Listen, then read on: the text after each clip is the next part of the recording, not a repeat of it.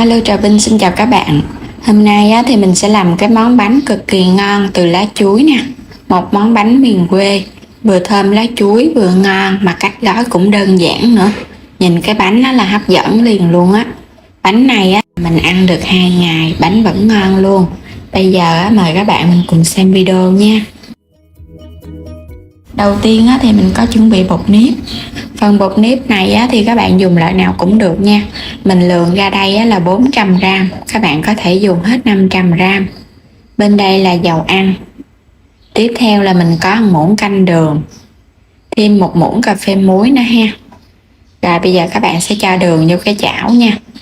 Muối mình cũng cho vô luôn. Rồi mình cho vào trong này là 350ml nước. 1 muỗng canh bột nếp mình múc trong 400g ra ha. Rồi các bạn khuấy đều lên, mình khuấy cho cái hỗn hợp này nó hòa tan ra mịn. Khi bột nó mịn rồi mình cho vào trong này 1 muỗng canh dầu ăn. Các bạn bắt lên trên bếp nha, mình sẽ khuấy phần bột cho nó sệt lại với lửa trung bình. Khuấy một hồi thì bột nó sẽ sệt lại nó sệt thì nó trong vậy nè. Đây là cái bước lấy trùng bột, giúp cho cái bột của mình nó không có bị chảy. Rồi bắt đầu pha bột luôn, mình cho hết cái phần bột còn lại vào trong thau nè. Cái hỗn hợp nước bột hồi nãy mình lấy trùng mình để yên đó. Rồi bây giờ các bạn sẽ lấy, mình cho hết trực tiếp vô một lần luôn nha. Trong lúc cái nước này nó còn nóng này, mình cho vô vậy giúp bột nếp nó không có bị chảy, nó được lấy trùng. Và mình nhồi ở trong cái nước nóng vậy nè, cái bột nếp của mình nó cũng mềm hơn nữa. Cái bánh mình không có cần dùng khoai lang mà cái lớp bột nó vẫn mềm dẻo, nó không có bị cứng Trộn đều xong thì bột của mình nó sẽ quyện lại vậy nè, nó sẽ khô ráo chứ nó không có quá nhão nha. Mình sẽ nhồi. Các bạn lúc này bột vẫn còn ấm nóng, mình nhồi nó dễ lắm. Nhồi thì các bạn đè mạnh xuống. Cái bước mà mình nhồi mạnh tay đè sát xuống cũng giúp cho bột của mình nó dẻo mịn hơn.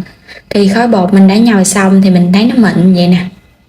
Rồi các bạn sẽ đậy lại một chút xíu nha, cho bột nó đừng có khô, mình để qua một bên. Phần nhân ở đây mình có một cái góc nhỏ cà rốt.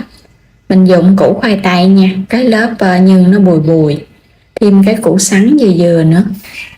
Nấm mèo các bạn ngâm nước trước cho nó nở cho mềm ra. Thịt ở đây là mình có cái thịt ba rọi nè, mình xắt hạt lựu nhỏ nhỏ. Hành tím và tỏi băm. Khoai tây các bạn sẽ cắt lát vừa vừa, để một chút nữa mình xắt lại nhỏ nhỏ đó cho nó đều. Mình xắt sợi lại nha. Khoai tây mình dùng công thức này ăn cho nó ngon Khoai tây thì cho vào nó bùi bùi, mình ăn nó cũng thơm nữa. Củ sắn thì mình xắt nhỏ hơn chút, xắt càng mỏng càng ngon. Cũng xắt sợi lại đều đều nha. Cuối cùng là mình xắt hạt lựu lại nè. Cà rốt mình cũng xắt tương tự luôn, cũng xắt hạt lựu nhỏ nhỏ đều đều cho nó giống như củ sắn vậy đó, nó chín đều ăn ngon hơn. Nấm mèo băm nhỏ nhỏ ra cho nó giòn giòn. Cho vào trong này 2 muỗng canh dầu. Mình xào thơm cái phần hành tím và tỏi trước nha. Tiếp theo các bạn cho thịt vô. Mình xào thịt vậy cho nó săn thơm lên với lửa lớn ha. Thịt này hôm nay mình xắt ra. Khi thịt nó săn rồi mình cho toàn bộ 3 loại vô. Củ sắn, cà rốt và khoai tây nè, cũng xào đều lên nha. Xào cho hỗn hợp này nó quyện đều, rồi mình cho nấm mèo vô. Cũng đảo sơn cái rồi chuẩn bị gia vị, mình sẽ nêm vào trong nhân này. Mình cho vào trong này 1 muỗng canh đường, chút xíu bột ngọt, 1 muỗng cà phê hạt nêm, 1 muỗng cà phê muối. Cuối cùng là tiêu xay thì tùy ý. Rồi cũng xóc đều lên ha. Hỗn hợp của mình nó sẽ quyện đều gia vị là được rồi. Mình trộn sơn cái nữa, vậy là được nha. Mình không có cần phải làm cho nó chín quá đâu, tại vì bánh mình còn hấp nữa. Mình có chuẩn bị lá chuối, mình xé mỗi một miếng là khoảng 1 gang tay nha. Lau chùi 2 mặt lá, nếu lá có giòn thì mình trụng sơ nước nóng hoặc là phơi nắng. Quét sơn lớp dầu ăn cho bánh không có dính. Rồi bây giờ mình sẽ lấy bột ra nè. Các bạn nhồi sơ lại nha, cho nó dẻo mịn hơn chút. Tại vì hồi nãy giờ mình để cho nó nghỉ thì bột nó sẽ hơi khô. Nếu mà có hơi khô á, mình cho thêm chút xíu nước nữa rồi cái mình nhồi ẩm lại nha. Rồi bây giờ sẽ lấy một cục bột nè. Các bạn cứ cho thẳng lên trên cái miếng lá luôn. Mình không có cần phải gói trước gì hết. Dàn cho nó mỏng ra thì mình múc một muỗng canh nhưng múc đầy lên.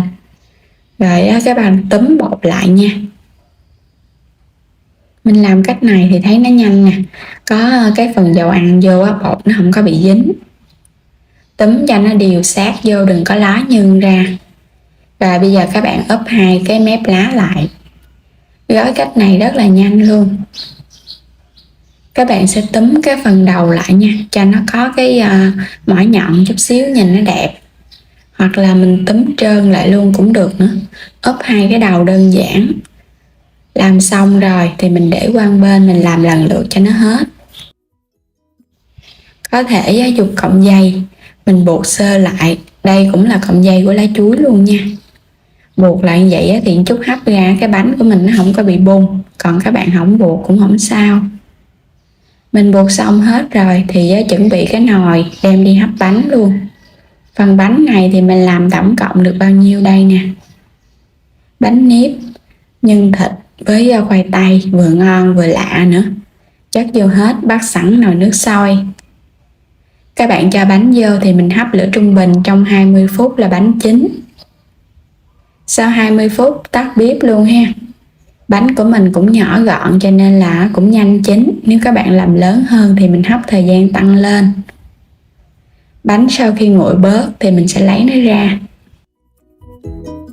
Mình buộc vậy thì cái bánh nó còn nguyên, là nó không có bị xệ xuống. Thì thấy cái bánh hấp dẫn ha.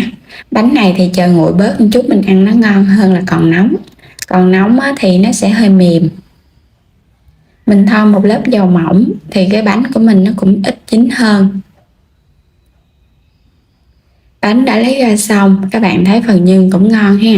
Nó ló được cái phần đỏ đỏ ra bên ngoài á. Bột rất là dẻo luôn á. Bây giờ mời các bạn cùng thử ha. Nhân cũng đậm đà nữa, thơm lắm. Giống như là mình ăn bánh ít trần vậy đó. Mà gói kiểu này thì mình thấy thơm cái mùi lá chuối nữa. Thơm ngon và đơn giản, lại có thêm cái mùi lá chuối.